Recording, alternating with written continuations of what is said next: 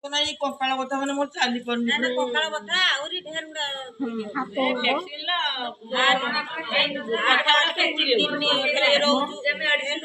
ଜଣେ କହିଲେ ଟିକେ ସୁବିଧା ହୁଅନ୍ତା।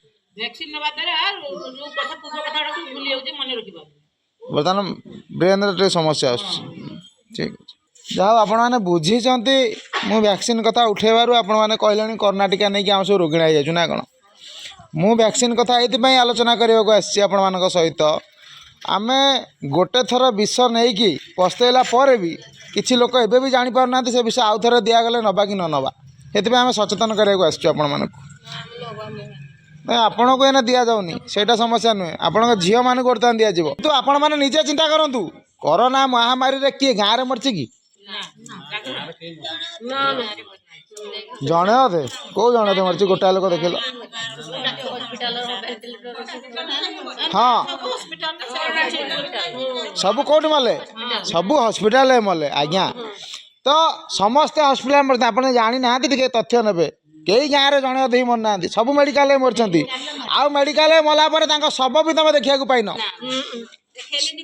ତା ଭିତରେ କିଡ଼ନୀ ଅଛି କି ନାହିଁ, ହାର୍ଟ ଅଛି କି ନା, ଲିଭର ଅଛି ନା, ଆଖି ଅଛି ନା, ଆମେ ଦେଖିପାରିଲାନି। ପୁରା ଏମିତି ପ୍ୟାକିଂ କରିଦେଲେ, ସିଲ୍ କରିଦେଲେ ଯେ କି ହାର୍ଟ ଲିଭର କିଡ଼ନୀ ନେବା ପାଇଁ ଲୋକମାନଙ୍କୁ ମାରିଦେଲେ ନେଇକି ଆଜ୍ଞା ମେଡ଼ିକାଲ ମାନଙ୍କରେ। ଆଗକୁ କରୋନା ହେଇଥିଲା ମତେ ମୋର ବାପର ଜଣକା ତାର ମାନେ ଯାଇକି ଡାକ୍ତରଖାନା ଭଲ ହେଇକି ଆସିଲା ମତେ ଏଠି କରିବା କରି। ହଉ ଠିକ୍ ନା, ସେ ମାହୋଲ ତିଆରି କରିଥିଲେ ଆଜ୍ଞା, ଲୋକମାନଙ୍କୁ ଡରାଇବା, ଭୟ ତିଆରି କରିବା। ଭୟ ନ କରାଇଲେ ଲୋକମାନେ ନ ରହିଲେ ଆପଣମାନେ ଟିକା କେମିତି ନେବେ? କରୋନା ଗୋଟେ ମିଛ ମହାମାରୀ ଥିଲା, ତାକୁ କେବଳ ଅଣାଯାଇଥିଲା ଆପଣମାନଙ୍କୁ ଭ୍ୟାକ୍ସିନ୍ ଦେବା ପାଇଁ। ଆମେ ଏକଥା ଏଇଥିପାଇଁ ଆଜି ପୁନର୍ବାର ପୁଣି ଆପଣମାନଙ୍କ ପାଖରେ ଉଠାଉଛୁ। ଆପଣମାନଙ୍କ ପିଲା ଛୁଆଙ୍କ ପାଇଁ ବିପଦ ଅଛି ଆଜ୍ଞା। ଗୋଟେ HPV ଭ୍ୟାକ୍ସିନ୍ ପୁଣି ଆସିଯାଉଛି ଆପଣମାନଙ୍କ ଝିଅମାନଙ୍କୁ ଦେବା ପାଇଁ। 9 ବର୍ଷରୁ ଆରମ୍ଭ ହେଇକି 12 ବର୍ଷ ପର୍ଯ୍ୟନ୍ତ ଲାଗିବ, ତାପରେ 15 ଲାଗିବ କି 18 ଲାଗିବ କି 21 ଲାଗିବ ମୁଁ ଜାଣିନି, କିନ୍ତୁ ଆପଣମାନଙ୍କୁ ନିବେଦନ କରୁଛି ଆପଣମାନେ ସଚେତନ ରୁହନ୍ତୁ। ମାଗଣା ଟିକା ମିଳି, ମାଗଣା ମେଡ଼ିସିନ ମିଳିଲେ ଖାଆନ୍ତୁନି ଆଜ୍ଞା ବିଷ। ମୁଁ ପ୍ରମାଣ ସହିତ କହୁଛି ବିଷ। କାହିଁକି? ଆମର ଗୋଟେ ଅଭ୍ୟାସ କରିଦେଇଛନ୍ତି, ମାଇଣ୍ଡ ସେଟଅପ୍ କରିଦେଇଛନ୍ତି। କ'ଣ ଆମକୁ ବର୍ଷକୁ 2 ଥର ଡାକିବା, ଆସ କୁର୍ମି ବଟିଆ ଖାଇବ, ଫାଇଲେରିଆ ବଟିଆ ଖାଇବ। ଆମେ ଏତେ ମୂର୍ଖ ହେଇଯାଇଛେ, କୁର୍ମି ବଟିକା ଗୋଟେ ପିଲାକୁ କେତେବେଳେ ଦିଆଯିବ? ଯେତେବେଳେ କୁର୍ମି ବାହାରିବ ତାର। ମୁଁ 20 ବର୍ଷ ତଳେ କୁର୍ମି ପାଇଁ ମୋ ମାଆ ମୋତେ ଉଷୁନା ଚାଉଳ ବାଟିକି ପିଆଇ ଦେଇଥିଲା। ଲୁହା କଡ଼େଇରେ ଉଷୁନା ଚାଉଳ ପୋଡ଼ିକି ମୋତେ ପିଆଇଥିଲା। ମୁଁ ଆଜି ପର୍ଯ୍ୟନ୍ତ କୁର୍ମି ଦେଖୁନି ଆଜ୍ଞା। ନା ଡାକ୍ତର କହିବ ଝାଡ଼ା ପରୀକ୍ଷା କର ନା କ'ଣ? ତମେ ପିଲାମାନଙ୍କୁ ଯେଉଁ କୁର୍ମି ବଟିକା ଦେଉଛ ତାର ଝାଡ଼ା ପରୀକ୍ଷା କରି ଦେଉଛ? ତାହେଲେ କାହିଁ ଖୁଆଇ ଚାଲୁଛ? ଖରାପ କୁର୍ମି ମରିବ, ତା ସହିତ ଭଲ କୁର୍ମି ମରିବ ନା ମରିବନି? ଆମେ ଯଦି ଗୋଟେ କୁର୍ମିକି ମାରିବା ପାଇଁ ବିଷ ଦେଉଛେ, ସେ ଭଲକୁ ବି ମାରିବ, ଖରାପକୁ ବି ମାରିବ।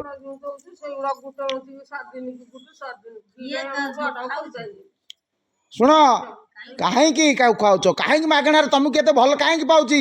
ଏଲୋପାଥି ଫାର୍ମା କମ୍ପାନୀ ମାନେ ମାଗଣାରେ ବାଣ୍ଟୁଛନ୍ତି, ସରକାର କାହିଁକି ବାଣ୍ଟୁଛନ୍ତି? ସେ ଷଡ଼ଯନ୍ତ୍ରକୁ ବୁଝିନେ। ଆଜି ଯେଉଁ ପାରାସିଟାମଲ ଖାଉଛ ମାଗଣାରେ, ଆଶା ଦିଦି ପାଖରୁ ଯାଇ ଆଣିକି, ଅଙ୍ଗନବାଡ଼ି ଦିଦି ପାଖରୁ ଆଣିକି, ସେଇ ପାରାସିଟାମଲଟା 33ଟା ଦେଶରେ ବ୍ୟାନ୍ ହେଇଯାଇଛି। ପ୍ରତିବନ୍ଧକ ଲାଗିଗଲାଣି, ସେ ମେଡ଼ିସିନ ବିକ୍ରି ହେଇପାରିବନି। ଯିଏ ବିକ୍ରି କରିବ ସେ ଆରେଷ୍ଟ ହେବ, ସେ କମ୍ପାନୀ ସିଜ୍ ହେବ। କିନ୍ତୁ ତମକୁ କାହିଁ ମାଗଣାରେ ଦିଆଯାଉଛି ସେ ପାରାସିଟାମଲ? ଏମାନଙ୍କ ଷଡ଼ଯନ୍ତ୍ରକୁ ଯଦି ଆପଣମାନେ ନ ବୁଝିବେ, ଏମାନେ ଆମ ବଂଶ ବୁଡ଼େଇ ଦେବେ ଆଜ୍ଞା। ଆଗ ସାର୍ମାନଙ୍କ ସହ କଥା ହେବ, ଆମକୁ ନ ପଚାରିକି ଆମ ନାତୁଣୀକି ଦେବନି ଭ୍ୟାକ୍ସିନ୍। ହଁ, HPV ଭ୍ୟାକ୍ସିନ୍ ନେଲା ପରେ ପ୍ରଜନନ ଶକ୍ତି କମିଯିବ, ରିଆକ୍ସନ୍ ହେବ ଆମ ଶରୀରରେ। ଆମେ ଜାଣିଛେ କି? ଯେମିତି କରୋନା ଟିକା ନେଲା ପରେ ସମସ୍ତଙ୍କର ରୋଗ ବାହାରିଛି, କେହି ଜଣେ ବି କହିପାରିବେନି ଆଜି ମୁଁ ସୁସ୍ଥ ଅଛି ବୋଲି। ଯେଉଁ 60, 70, 80 ବର୍ଷ ଲୋକ ଭ୍ୟାକ୍ସିନ୍ ନେଲେ ତାଙ୍କର ପ୍ରାୟ କିଛି ହେଲାନି, କିନ୍ତୁ ଏ 27 ବର୍ଷ 20 ବର୍ଷ ଟୋକା ଭଳିଆ ମରୁଛନ୍ତି ହାର୍ଟରେ। କାହିଁକି ନା ଏମାନେ, କାହିଁକି ଏମାନଙ୍କ ଶରୀର ଦୁର୍ବଳ। ସେ ବୁଢ଼ାଟା ଯିଏ ଭ୍ୟାକ୍ସିନ୍ ନେଇଛି ସିଏ ତ ଦେଶୀ ଖାଦ୍ୟ 20 ବର୍ଷ 30 ବର୍ଷ 50 ବର୍ଷ ପର୍ଯ୍ୟନ୍ତ ଖାଇଛି, ସେଥିପାଇଁ ତା ଶରୀର ଇମ୍ୟୁନିଟି ଭଲ। ସେଇଥିପାଇଁ ତ 12 ବର୍ଷରୁ ପିଲାମାନଙ୍କୁ ଦିଆଯାଇନି କରୋନା ଟିକା। 12 ବର୍ଷ ତଳକୁ ପିଲାଙ୍କୁ ଦିଆଯାଇଥିଲା କି? କାହିଁକି ଦିଆଯାଇନଥିଲା? ସେମାନଙ୍କ ରୋଗ ପ୍ରତିରୋଧ ଶକ୍ତି ଖୁବ୍ କମ୍ ଆଜ୍ଞା, ସେଥିପାଇଁ କେବଳ 12 ବର୍ଷରୁ ଉର୍ଦ୍ଧ୍ୱକୁ ଦିଆଗଲା। ଏଇଟା ଅତି ଗୁରୁତ୍ୱପୂର୍ଣ୍ଣ ବିଷୟ। ଆପଣଙ୍କ ଆଗରେ ଜ୍ୱଳନ୍ତ ଉଦାହରଣ ଜଣେ ମା ବସିଛନ୍ତି। ଏଇ ବର୍ଷେ ହେବ ସେ ହାତ କ'ଣ ହେଇଛି ଆପଣଙ୍କର? ବଙ୍କା, ମୁହଁ ବଙ୍କା, ଆପଣଙ୍କର ଡାହାଣ ପଟ ସାଇଡ଼୍ଟା ବଙ୍କା ହେଇଯାଇଛି, ପାରାଲିସିସ୍। ଆପଣ ଭ୍ୟାକ୍ସିନ୍ ନେଲା ପରେ ହେଲା ନା ତା ପୂର୍ବରୁ ହେଇଥିଲା? ତା ପୂର୍ବରୁ କିଛି ନଥିଲା, ଖାଲି ଡାଇବେଟିସ୍ ଥିଲା। ଭ୍ୟାକ୍ସିନ୍ ନେଲା ପରେ ପାରାଲିସିସ୍ ଆଟାକ୍ କଲା। ଠିକ୍ ଅଛି। ଆପଣ କିନ୍ତୁ ଆପଣଙ୍କ ମୁଣ୍ଡରେ କିନ୍ତୁ ଥିଲା କି ଭ୍ୟାକ୍ସିନ୍ ନେଇଛି ବୋଲି ହେଇଛି? କାହିଁକି ନା ଆମ ଭାଗ୍ୟ ଖରାପ। ଆମେ କ'ଣ ଭାବିବା? ମୋ ଭାଗ୍ୟ ଖରାପ, ମୋ ବେଳା ଖରାପ। ବହୁତ ବଡ଼ ବଡ଼ ଷଡ଼ଯନ୍ତ୍ର ହେଇଛି। ଆପଣମାନଙ୍କର ବେଳା ଖରାପ ନୁହଁ, ଭାଗ୍ୟ ଖରାପ ନୁହଁ, ଆପଣମାନଙ୍କର ବ୍ୟବସ୍ଥା ଖରାପ। ଏ ଏଲୋପାଥି ଚିକିତ୍ସା ବ୍ୟବସ୍ଥା ହିଁ ଖରାପ। ଆମେ ଦେଶୀ ଗାଈ ରଖିବାନି, देशी गोमूत्र पान पद्धति जानी देशी गाय घी खाइबानी देशी गाय घी नाकरे पकईबानी मेथी अदा तुलसी पत्र व्यवहार कौन जाने 2012 मसीह माँ मैंने मु एलोपाथीर गोटे टाब्लेट मो शरीर भितर नहीं 2012 मसीह आज पर्यंत मु मेडिकल जाइनी ज्वर हो थंडा हो झाड़ा हो जहाँ रोग हो घरे उपचार निजे हो ज्वर हेले आपंकर सिंगड़ाहार पत्र बा गंगशूली पत्र आम आड़े कहती गंगशूली पत्र 21टा 7टा गोलमरीच बटा हे चुपुड़ा हो कपड़ा महू हाफ चामच बा गोटे चामच पकईकि ज्वर हेले प्रथम दिन 3 पाने खाली पेटे खाओ द्वितीय दिन 2 पाने खाओ तृतीय दिन पाने खाओ जीवन में किसी नियम लागू कर दियो आ से नियम तुम पिला माने पालन करियो तुमठू देखी शिखिरी आमे तो राति पाइले राक्षस भाया पूरा हाड़ गोड़ किसी छाड़ुने आमे कौटी भले रहा ठीक अच्छे मुझे बुझीगली ये आइंष खाइबा द्वारा रोग से 2012 मसीह प्रथम आइंष छाड़ी आज पर्यंत से नियम को पालन कर आइंष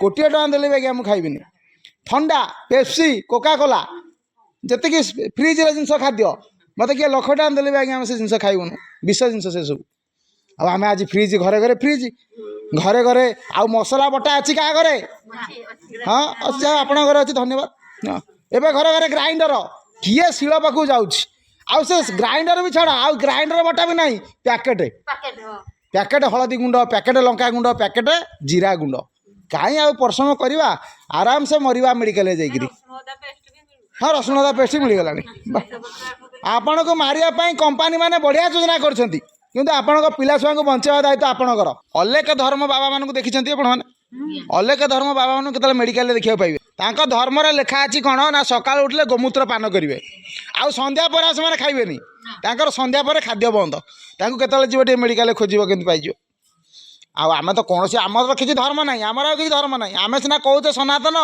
किए कौच हिंदू किंतु सब बड़ पठाण ठीक अच्छे जी कौन हिंदू सी आग माछ मांस कुकुड़ा अंडा मदरे बुड़ीगला।